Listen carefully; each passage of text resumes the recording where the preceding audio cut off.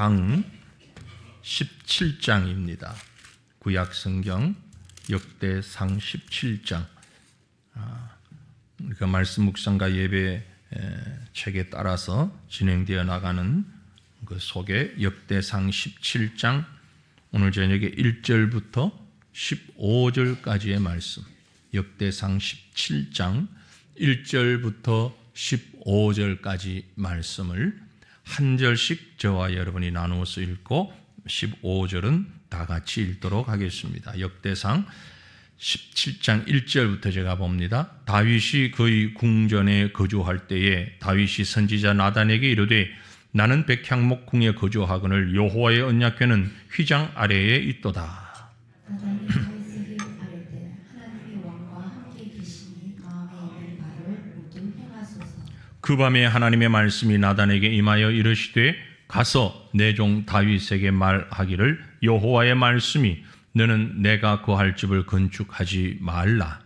내가 이스라엘을 애굽에서 올라오게 한 날부터 오늘까지 집에 있지 아니하고 오직 이 장막과 저 장막에 있으며 이 장막과 저 장막에 있었나니 이스라엘 무리와 더불어 가는 모든 곳에서 내가 내 백성을 먹이라고 명령한 이스라엘 어느 사사에게 내가 말하기를 너희가 어찌하여 내 백향목집을 건축하지 아니하였느냐고 말하였느냐 하고 또한 내 종 다윗에게 이처럼 말하라.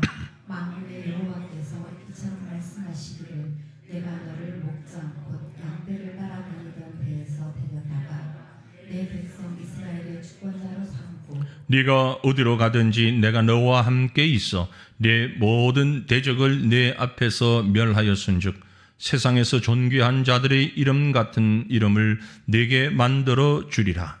내가 또 내 백성 이스라엘을 위하여 한 곳을 정하여 그들을 심고 그들이 그곳에 거주하면서 다시는 옮겨가지 아니하게 하며 악한 사람들에게 전과 같이 그들을 해치지 못하게 하라. 전에 내가 사사에게 명령하여 내 백성 이스라엘을 다스리던 때와 같지 아니하게 하고 또 내 모든 대적으로 내게 복종하게 하리라. 또 내게 이르노니 여호와가 너를 위하여 한 왕조를 세울지라. 내 생명의 연한이 차서 내가 조상들에게 돌아가면 내가 내 뒤에 내 시 곧 내 아들 중 하나를 세우고 그 나라를 견고하게 하리니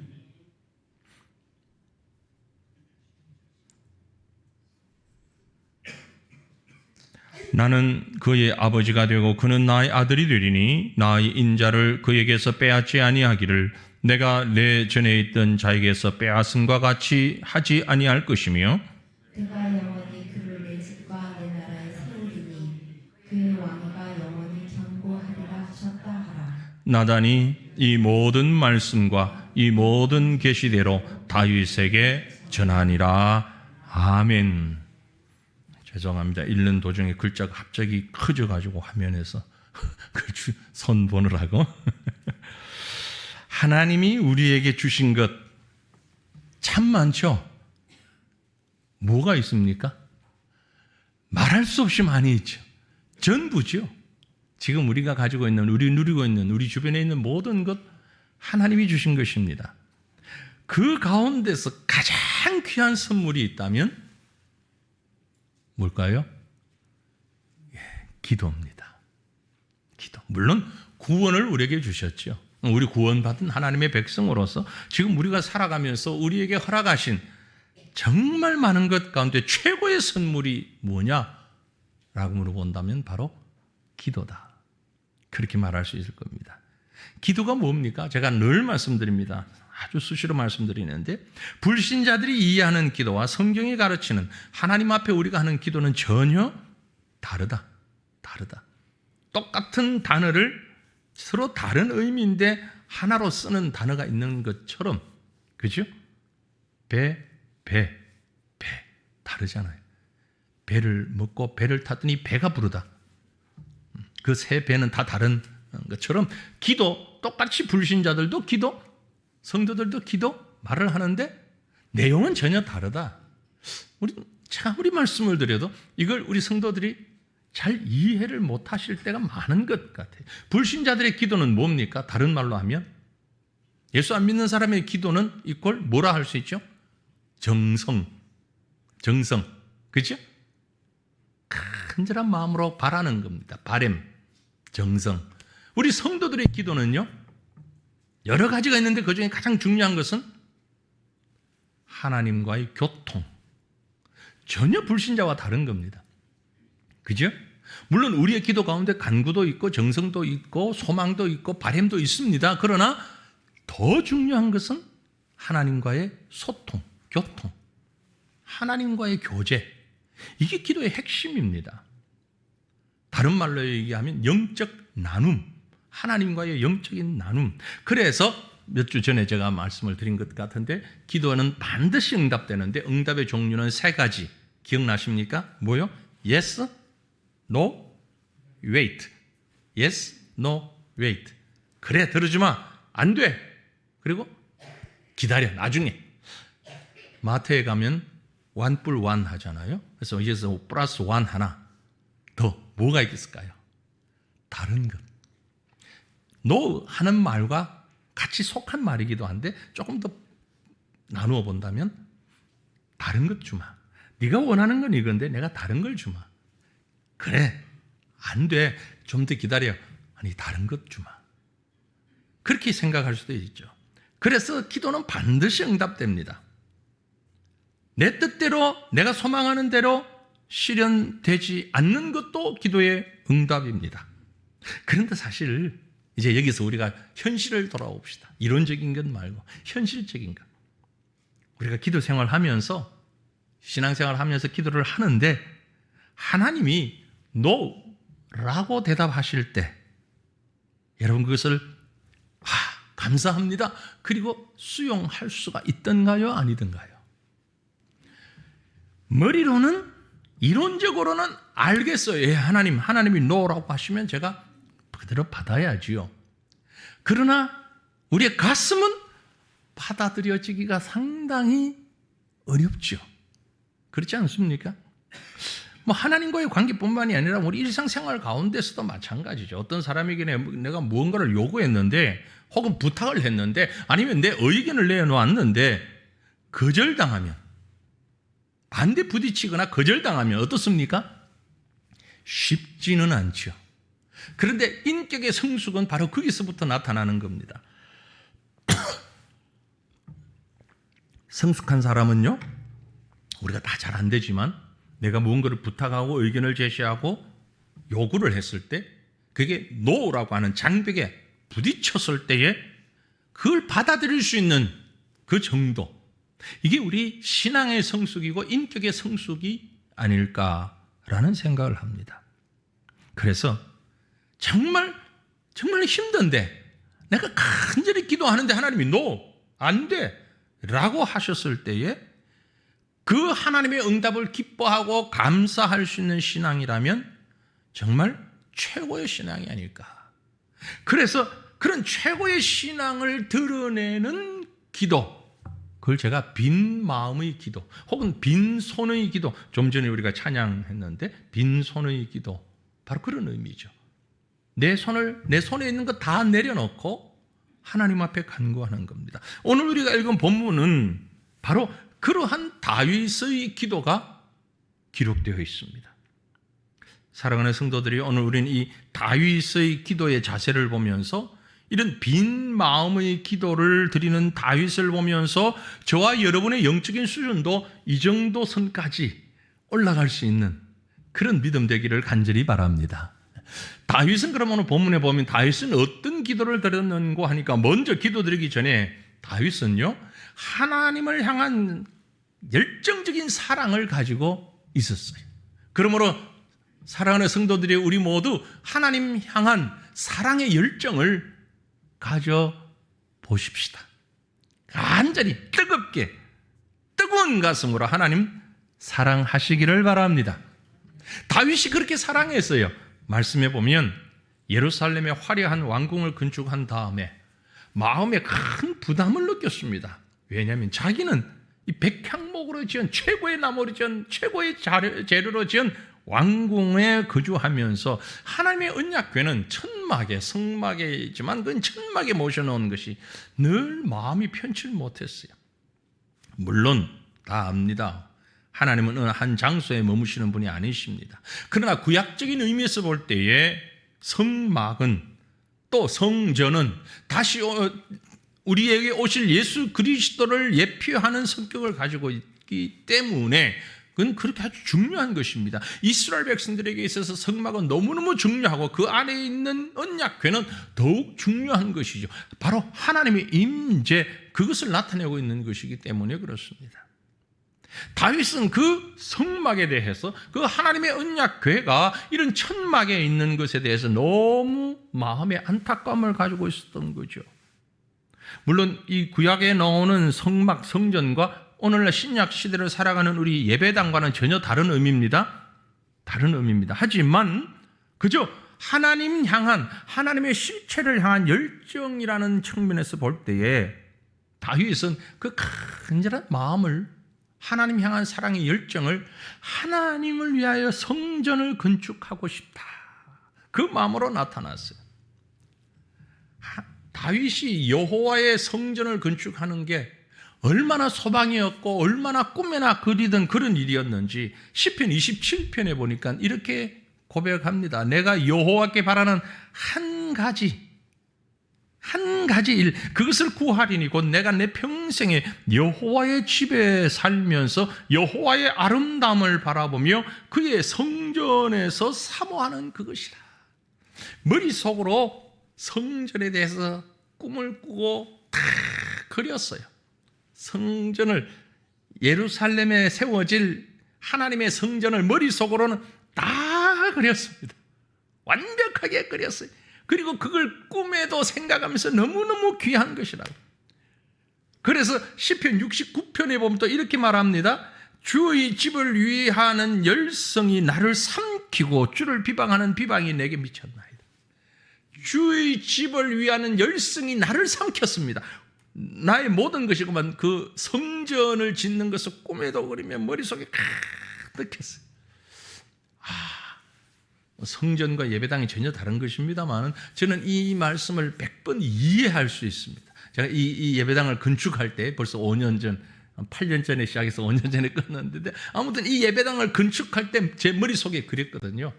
제 머릿속이 지하실에서부터 옥상까지 구석구석을 설계도를 보면서 얘기하면서 머릿속에 다 그렸었거든. 다. 물론 정확하게 100% 일치하지는 않습니다. 지어놓고 보니까 이걸 그때 이렇게 할 걸 하는 부분도 있지만 형태는 거의 그대로 머릿속에 다. 잠을 자도 낮에 일을 해도 어딜 딴 데 가도 길을 지나갈 때도 머릿속에 이 예배당 건물만 가득했어. 뭐 그게 비할 수 있겠습니까? 다윗은 성전에 대한 그런 생각으로 가득 찼어요. 하나님과 함께 하고 싶은, 하나님을 모시고 싶은 그 열성이 정말 뜨거웠습니다. 거룩한 영성이 다윗에게 가득했다는 겁니다. 여기에 귀한 신앙의 모습이 있습니다. 다윗이 지금 어떤 모습이냐면 왕이에요. 인간으로서 올라갈 수 있는 최고의 자리까지 올라갔습니다. 자리가 높아지면 높아질수록 영적인 일에 더 관심을 가지는 다윗의 모습이 우리에게 얼마나 큰 도전이 되는지를 모릅니다. 일반적으로 사람들은 말이죠, 낮은 지위에 있을 때, 어려운 상황에 있을 때는 하나님을 많이 생각해요.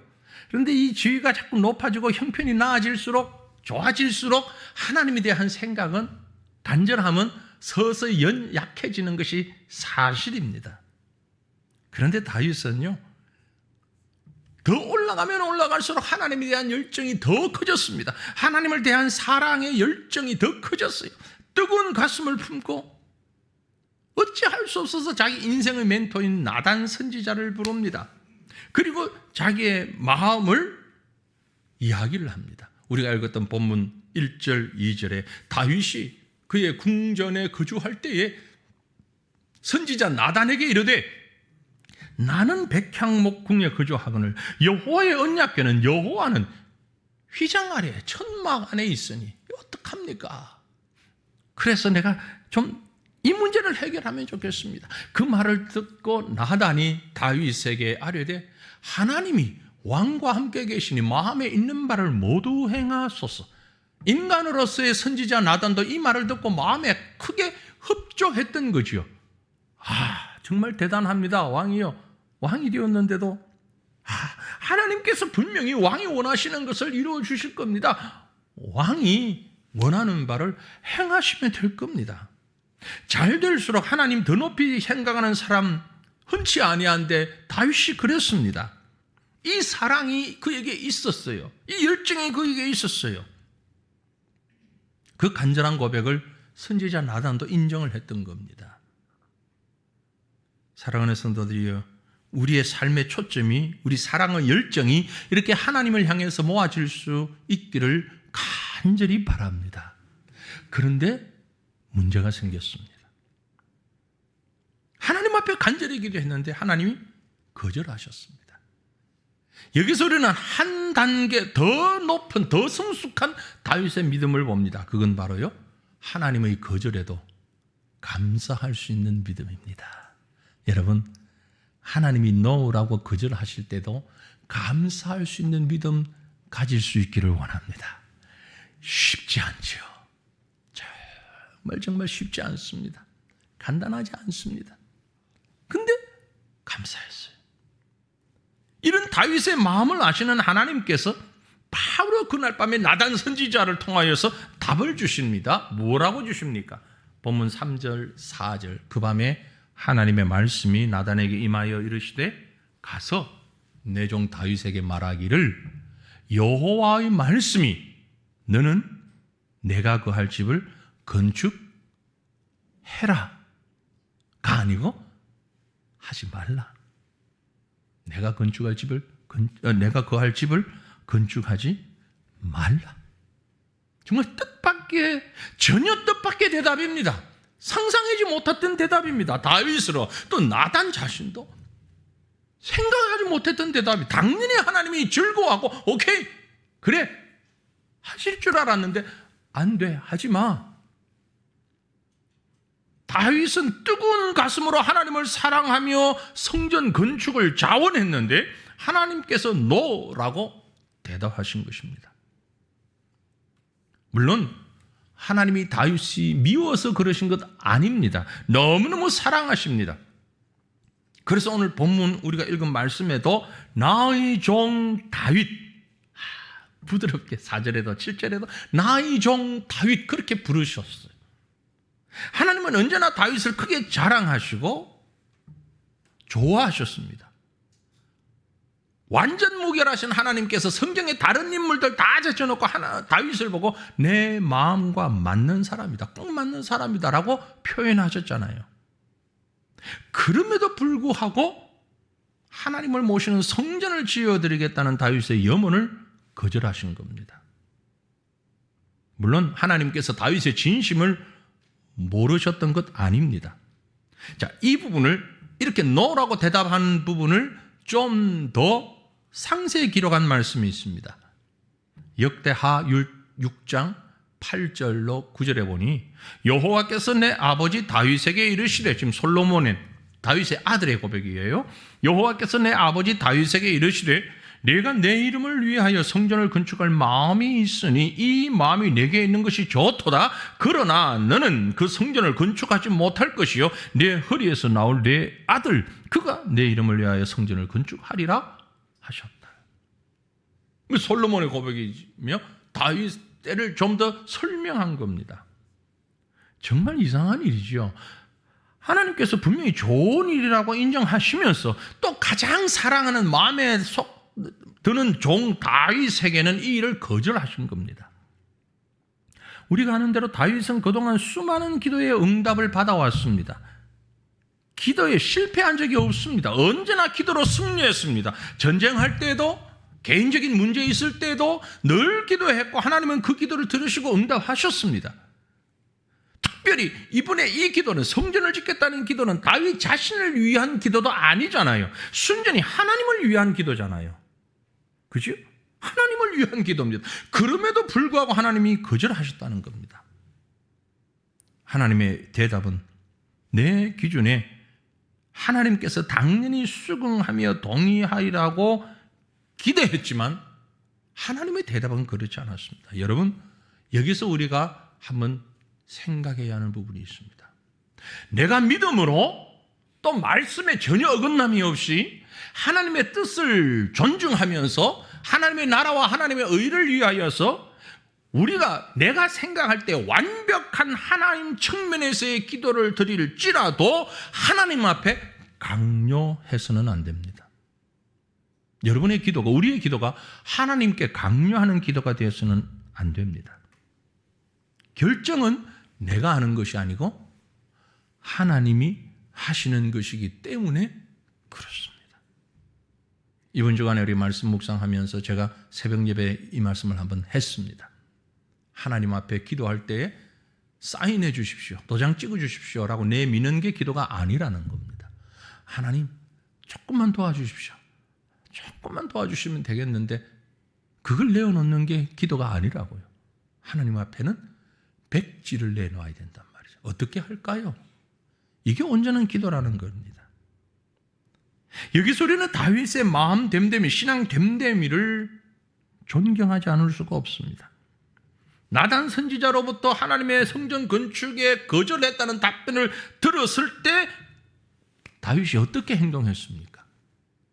우리가 15절까지 읽었는데 16절을 보면 다윗 왕이 여호와 앞에 들어가 앉아서 이르되 여호와 하나님이여 나는 누구이오며 내 집은 무엇이기에 나에게 이에 이르게 하셨나이까. 무슨 기도인가 하니까 하나님 왜 이러세요? 그거 아니고요. 내가 무엇인데 하나님이 나를 왕으로까지 삼으셨습니까? 그 말이에요.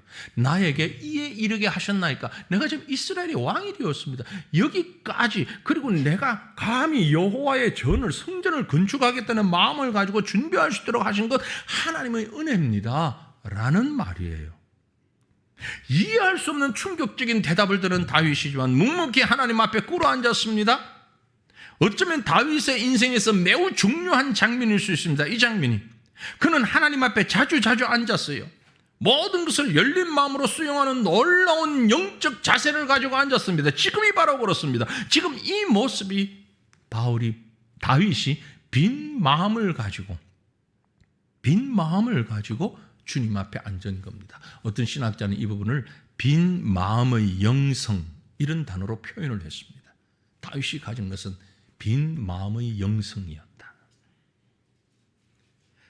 다윗은 나단 선지자에게 충분히 따질 수 있을 수도 있잖아요. 아니 왜 그런데요? 하나님 왜 그런데요? 아니 선지자 생각해 보세요. 이게 잘못된 겁니까? 하나님 왜 그런데 도대체? 이럴 수 있잖아요. 아니에요. 이해되지 않지만, 전혀 이해할 수 없지만 하나님의 뜻을 기꺼이 수용했습니다. 그리고 역설적으로 이제 16절부터 나오는 얘기가 지금까지 베풀어 주신 하나님의 은혜에 감사했습니다. 양치기 소년에 불과한 나를 하나님께서 이스라엘의 왕으로까지 세우셨으니 이것이 하나님의 은혜입니다. 그리고 계속되는 말씀 보면 이제 19절 이후에 쭉 보면 하나님을, 그 위대하심을 찬양하고 있어요.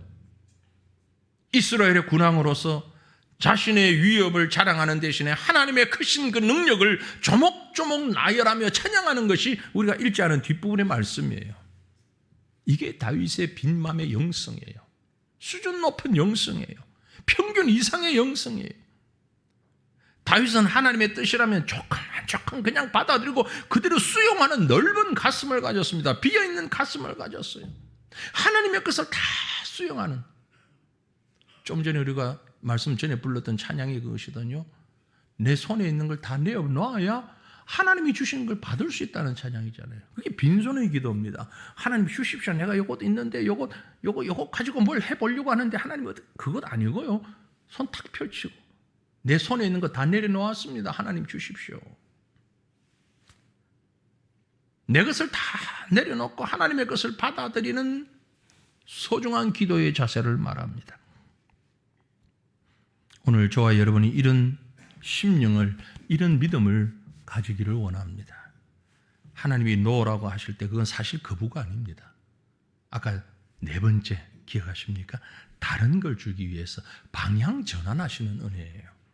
마치 사도 바울이 아시아에 복음 증거하려고 할 때 하나님께서 노라고 막으시면서 마게도냐 지역으로 방향을 전환시켜 주신 것처럼 하나님이 아니 그럴 때는 다른 길이 있는 겁니다.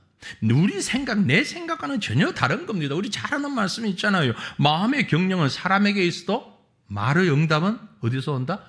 여호와께로부터 나오느리라. 잠언 16장 1절 말씀이죠. 계획은 사람이 세우지만 결정은 주님이 하신다. 마음의 경영은 사람에게 있지만 응답은 여호와로부터 온다.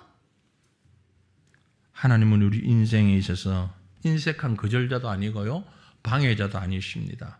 더 좋은 것을 주시기 위하여서 늘 앞서가시며 우리를 지키시는 분이심을 믿으시기를 바랍니다. 우리를 향하신 하나님의 생각은요, 우리가 힘들어지거나 고통당하거나 우리가 너무너무 어려워지는 것을 하나님이 원치 아니하십니다. 내 눈에 볼 때는요, 그럴 수 있어요. 하나님이 그때 좀 이렇게 좀 해주시지. 하나님이 지금 나에게 이걸 해주시면 내가 더 하나님을 더 기쁘시게 하고 영화롭게 하고, 이건 하나님께도 손해되는 일이 절대 아닌데 아주 하나님 왜 나에게 이런 걸 주지 않습니까? 라는 간구가 우리 마음에 그만큼 올라오지만, 예레미야 29장 11절 말씀을 기억하십시오. 여호와의 말씀이니라. 너희를 향한 나의 생각을 내가 하나니 평안이요 재앙이 아니라. 하나님 이것 때문에 안 되잖아요. 하나님 왜 그걸 나한테 힘들게 만드십니까? 아니에요. 우리를 향한 하나님의 생각은요, 평안입니다. 은혜입니다. 축복입니다. 너희에게 미래와 희망을 주는 것이니라. 주님 말씀하십니다. 그러므로 우리는 하나님의 노를 기꺼이 수용할 수 있어야 합니다. 그분의 생각과 그분의 계획이 나보다 훨씬 더 좋고 완전하기 때문임을 믿고 감사할 수 있기를 바랍니다. 이렇게 하나님의 거절을 수용하게 되면 우리에게는 어떤 일이 일어나는가? 성경은 말씀합니다. 우리를 존귀한 자로 만들어 주십니다. 말씀드린 대로 다윗은 예상치 않은 하나님의 거절 앞에 아주 겸손한 자세로 조용히 꿇어 앉아 모든 것을 수용합니다. 겸허한 신앙으로 하나님 앞에 섭니다. 아니 꿇어 앉습니다. 그때 하나님은 다윗을 더 존귀한 자로 만드십니다. 사무엘하 7장 9절에 보니 네가 가는 모든 곳에서 내가 너와 함께 있어 내 모든 원수를 내 앞에서 멸하였은즉 땅에서 위대한 자들의 이름같이 내 이름을 위대하게 만들어 주리라. 바로 이 말씀은 하나님이 일찍이 약속하셨습니다. 위대한 자로, 가장 위대한 자로, 어느 누구보다도 위대한 자로 만드시는 하나님, The greatest man, 가장 최상의 사람으로 만들어주시는 하나님, 불가사의한 하나님의 뜻을 기꺼이 수용할 때에 하나님은 우리를 이렇게 위대한 존재로 만드십니다. 모세를 세우신 하나님, 그 모세가 일평생 소망하던 가나안 땅에 들어가려고 할 때에 하나님이 막으셨습니다. 하지만 모세는 실패자가 아니었습니다. 가나안 땅에 들어가지 못했다고 모세가 실패했습니까? 아닙니다. 변화산에서 예수님의 제자들과 함께 올라갔을 때 제자들이 목격했잖아요. 그 불 속에서 천사들 가운데서 예수님과 모세가 함께 있는 걸 봤잖아요. 사도 바울도 마찬가지입니다. 능력의 사람으로 수많은 사람들을 고치며 안수하며 바울 그 시대 예수 그리스도의 모습을 그대로 보여주는 최고의 사도였는데 자신은 치명적인 질병을 가지고 있었습니다. 그걸 고침받지는 못했어요. 사역에 있어서 때로는 큰 지장이 되기도 했습니다. 걸림이 되기도 했어요. 그럼에도 불구하고 하나님은 바울의 병을 고쳐주지 않으셨습니다.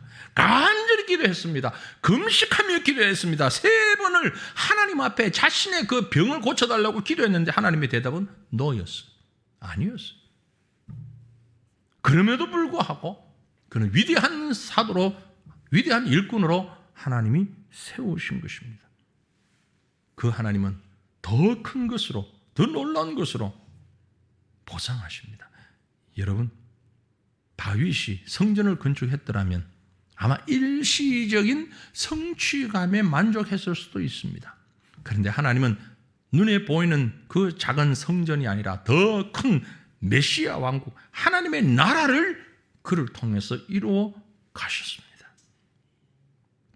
역대상 17장 오늘 말씀 19절에 보면 여호와여 주께서 주의 종을 위하여 주의 뜻대로 이 모든 큰 일을 행하사 이 모든 큰 일을 알게 하셨나이다. 하나님 앞에 이렇게 고백합니다.